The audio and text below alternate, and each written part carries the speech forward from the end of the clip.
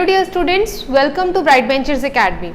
This is probably our third lecture for class 11 students. In our previous lecture, we have discussed briefly about the term atomic mass and relative atomic mass. In this lecture, we are going to discuss about molar mass, relative molecular mass and molecular mass. So let's begin our lecture. तो सबसे पहले आज हम अपने इस lecture में जो term को हम ब्रीफली डिस्कस करने वाले हैं वो टर्म है हमारा मोलर मास। अगर मैं इस टर्म की बात करूं डियर स्टूडेंट्स, तो इस टर्म को समझने से पहले हमें समझना होगा कि व्हाट इज मोल।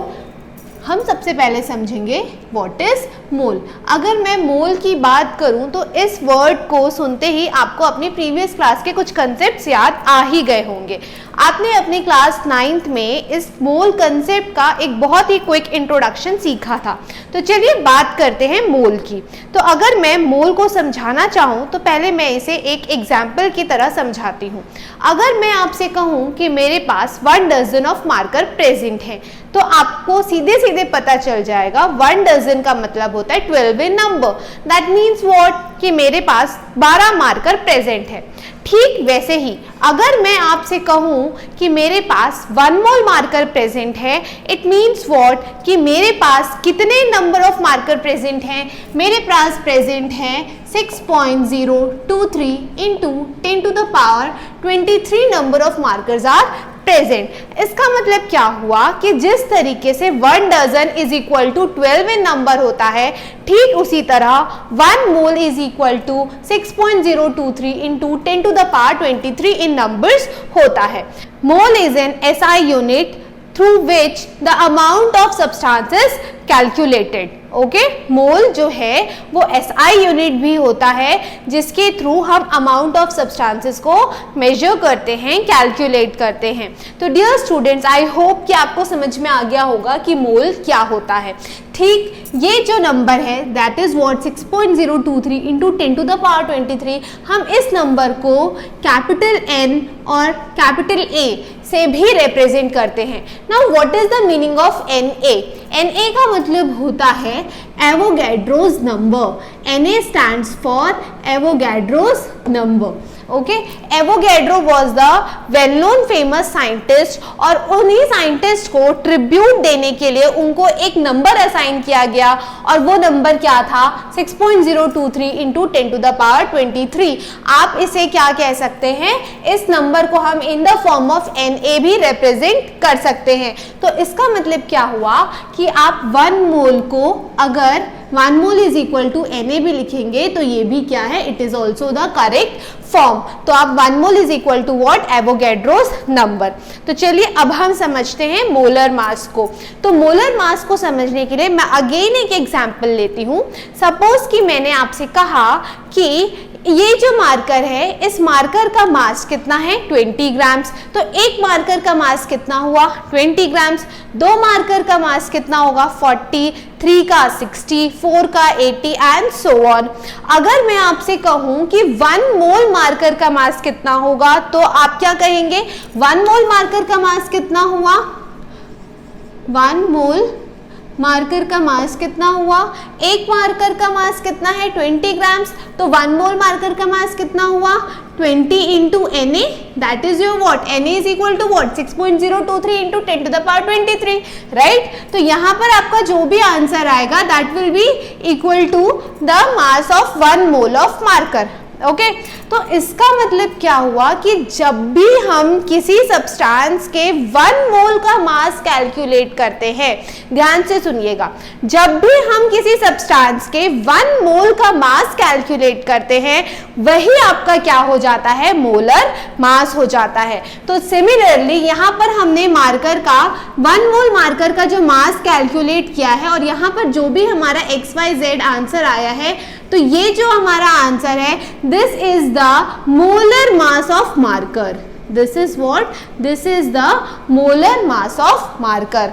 अगर मैं मोलर मास की बात करूं तो मोलर मास की यूनिट होती है ग्राम्स। इसका मतलब क्या हुआ कि जब भी हम किसी भी सब्सटेंस का मोलर मास कैलकुलेट करेंगे तो उसकी यूनिट हमेशा क्या होगी, ग्राम्स होगी। चलिए इसका एक और इजी सा एग्जांपल लेते हैं जिससे आपको मोलर मास का जो कंसेप्ट है वो पूरी तरीके से क्लियर हो जाएगा। अगर मैं सपोज कहूं कि कोई पर्सन है A, let's assume there is a person named A. इस पर्सन का बॉडी मास है 70 kg. Now you are asked to find the molar mass of that person A. तो इसका मतलब क्या हुआ कि मैंने आपको बताया मोलर मास का जो यूनिट होता है वो किस में होता है, ग्राम्स। तो सबसे पहले हमें क्या करना होगा, इस kg को कन्वर्ट करना होगा इन टर्म्स ऑफ ग्राम्स, राइट। तो हमने क्या किया, सबसे पहले इसे ग्राम्स में कन्वर्ट किया, that is equal to what, 70 into 1000, right. Now अब हमने क्या किया, इसको इंटू कर दिया किससे, एवोगैड्रोस नंबर से, क्योंकि 1 mole is equal to what, Avogadro's number, and Avogadro number is what, 6.023 into 10 to the power 23, right. तो हमने क्या किया, यहाँ पर 70 kg को पहले हमने ग्राम्स में कन्वर्ट किया और फिर उसी टर्म को हमने किससे मल्टीप्लाई कर दिया, एवोगैड्रोस नंबर से। और जैसे ही हमने उसे एवोगैड्रोस नंबर से मल्टीप्लाई किया, दैट मीन्स व्हाट, कि वो उस पर्सन का मोलर मास कहलाया। ओके तो मोलर मास क्या होता है, किसी भी सब्सटेंस के 1 मोल का मास क्या हो जाएगा, मोलर मास हो जाएगा। चलिए अब हम इसे एटम्स के टर्म्स पे समझते हैं। जैसा कि हमने अपने प्रीवियस लेक्चर में एटॉमिक मास को ब्रीफली डिस्कस किया था, तो हमने देखा था कि ऑक्सीजन का एटॉमिक मास कितना होता है डियर स्टूडेंट्स, ऑक्सीजन का एटॉमिक मास होता है 16 AMU, राइट। ऑक्सीजन का एटॉमिक मास कितना होता है, 16 AMU।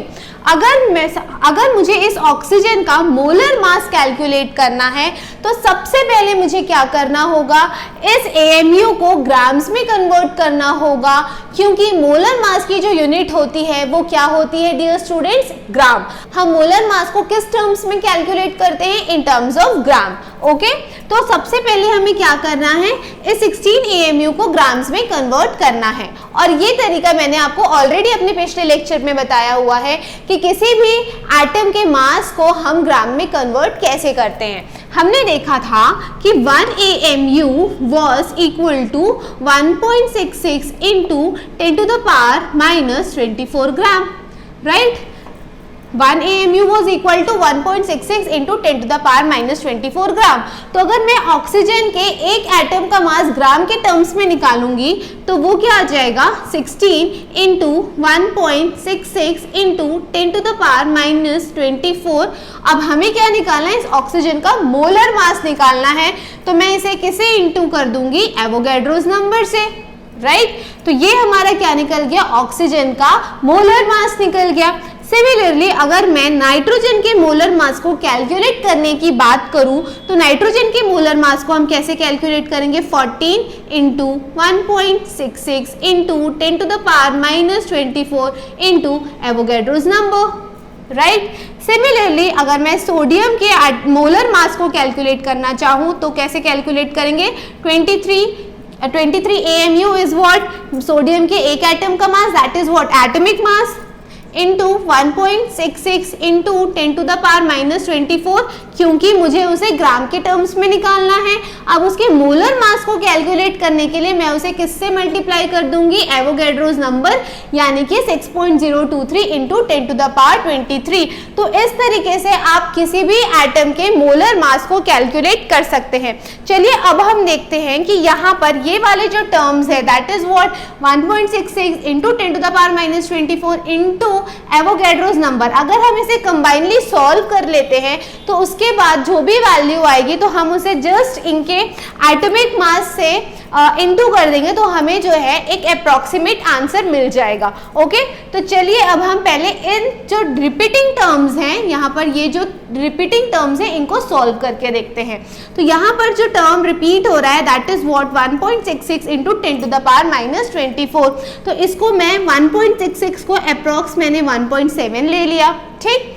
फिर यहाँ पर जो एवोगैड्रोस नंबर है, एवोगैड्रोस नंबर का मतलब क्या हुआ, 6.023 इंटू 10 टू द पावर 23। तो इस 6.023 को मैंने अप्रॉक्स 6 ले लिया, ठीक। फिर into 10 to the power minus 24 into 10 to the power 23, that will be equal to 10 raised to power minus 1, because minus 24 plus 23 is what, minus 1, right? तो अब क्या हुआ, यहाँ पर जब मैं 1.7 इंटू 6 को मैं जब इंटू करूंगी तो मेरे पास आंसर आएगा 10.2, ओके। और 10 रेज़ टू पावर माइनस 1 का मतलब क्या हो गया, upon 10, right? That is what, कि हमारे पास जो आंसर आएगा वो किसके इक्वल आएगा, that will be equal to 1.02। अगर मैं इसको कंबाइनली सॉल्व कर रही हूँ तो मेरे पास जो आंसर आ रहा है दैट इज व्हाट 1.02, जिसको मैंने अप्रोक्स क्या मान लिया, 1, जिसको मैंने अप्रोक्स क्या मान लिया, 1 मान लिया। इसका मतलब क्या हुआ कि ऑक्सीजन का मोलर मास कितना आया, ऑक्सीजन का मोलर मास क्या आया डियर स्टूडेंट्स, ऑक्सीजन का मोलर मास निकल कर आया जब हमने इस रिपीटिंग टर्म्स को सॉल्व करके देखा तो इस रिपीटिंग टर्म की वैल्यू क्या आई हमारे पास, approximate value that is equal to 1। तो 16 1 इज व्हाट, 16, राइट? 16 1 16, तो ऑक्सीजन का मोलर मास क्या आ गया, 16 ग्राम्स। ऑक्सीजन का मोलर मास कितना आ गया dear students, it is 16 grams. Nitrogen का मोलर मास कितना आया डियर स्टूडेंट्स, 14 ग्राम्स। सोडियम का मोलर मास कितना आया डियर स्टूडेंट्स, 23 ग्राम्स। इसका मतलब क्या हुआ कि वो ऑक्सीजन के एक एटम का मास नहीं है, वो ऑक्सीजन के 1 मोल एटम का मास है। 1 मोल एटम के मास का मतलब क्या हुआ कि जब ऑक्सीजन के 6.023 into 10 raise to power 23 atoms को कंबाइनली कैलकुलेट किया गया, उनके मास को मेजर किया गया, तब उनका मास कितना आया, 16 ग्राम्स आया। तो मोलर मास का मतलब क्या हुआ, किसी भी सब्सटेंस के 1 मोल सब्सटेंस के मास को हम क्या कहते हैं डियर स्टूडेंट्स, मोलर मास कहते हैं। चलिए देखिए, अब इससे एक और इम्पॉर्टेंट रिलेशन जो है वो डेवलप होगी, कैसे होगी चलिए देखते हैं। हमने यहाँ पर क्या देखा कि 1.66 into 10 raise to power minus 24 into Na, okay, और हमें पता है कि 1 AMU is equal to 1.66 into 10 raise to power minus 24। तो इस टर्म को जब मुझे 1 AMU के फॉर्म पे लिखना है तो यहाँ पर जो रिलेशन डेवलप होगी वो रिलेशन कुछ इस तरीके से होगी, 1 AMU is equal to 1 upon Na। तो this is the most important relation, this is the most important relation. ये रिलेशन कहाँ से निकल कर आई, यहाँ पर से देखिए 1.66 into 10 raise to power minus 24 into Avogadro's number. अगर मैं इसे ही सिंप्लीफाइड फॉर्म में लिखना चाहूँ किसके टर्म्स में, इन टर्म्स ऑफ 1 AMU, तो 1 AMU will be equal to 1 upon Na। इसका मतलब क्या हुआ कि 1 upon 6.023 into 10 raise to power 23 is equal to 1.66 into 10 raise to power minus 24। इसका मतलब ये हुआ, मतलब reciprocal of Avogadro's number is equal to what, is equal to 1 AMU। That is the most important relation. That means what, reciprocal of Avogadro's number is equal to what, 1 AMU। Okay dear students, अभी हमने molar mass को जो भी concepts को सीखा है, अब हम उसी कंसेप्ट्स को यूज करके उस मोलर मास का फॉर्मूला डेवलप करते हैं।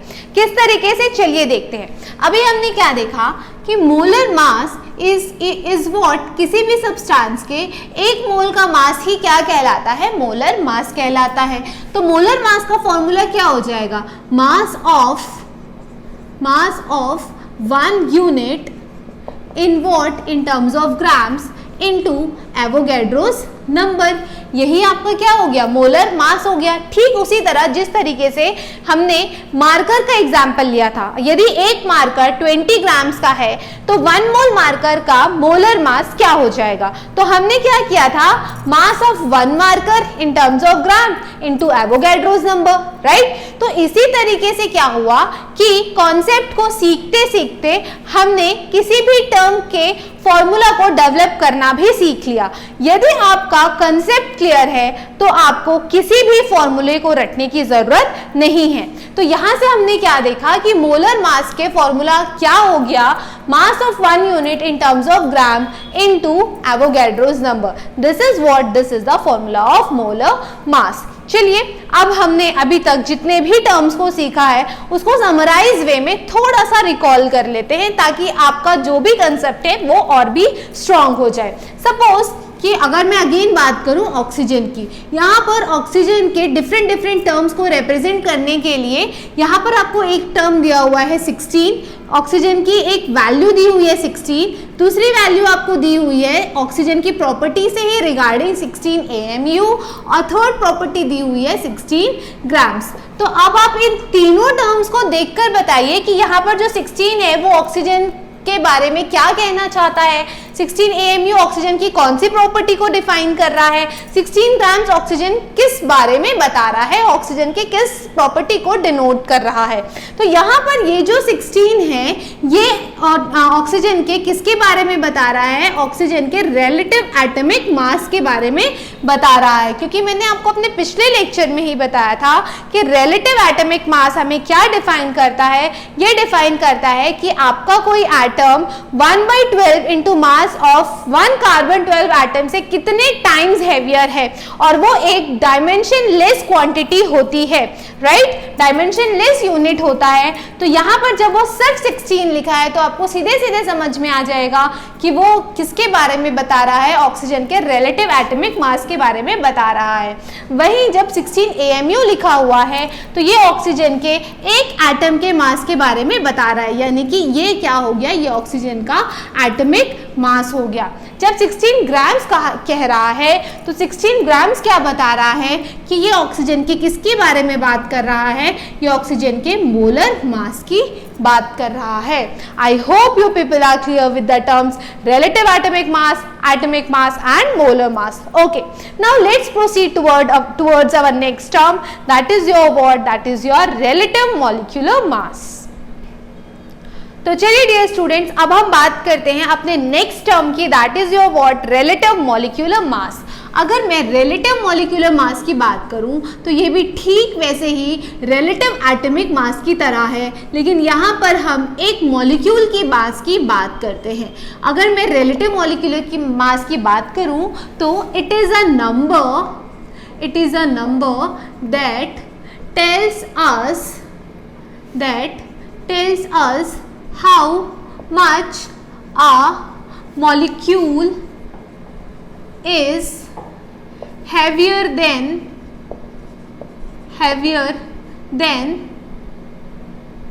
1/12 mass of 1 C12 atom. So what is relative molecular mass? It is a number that tells us how many times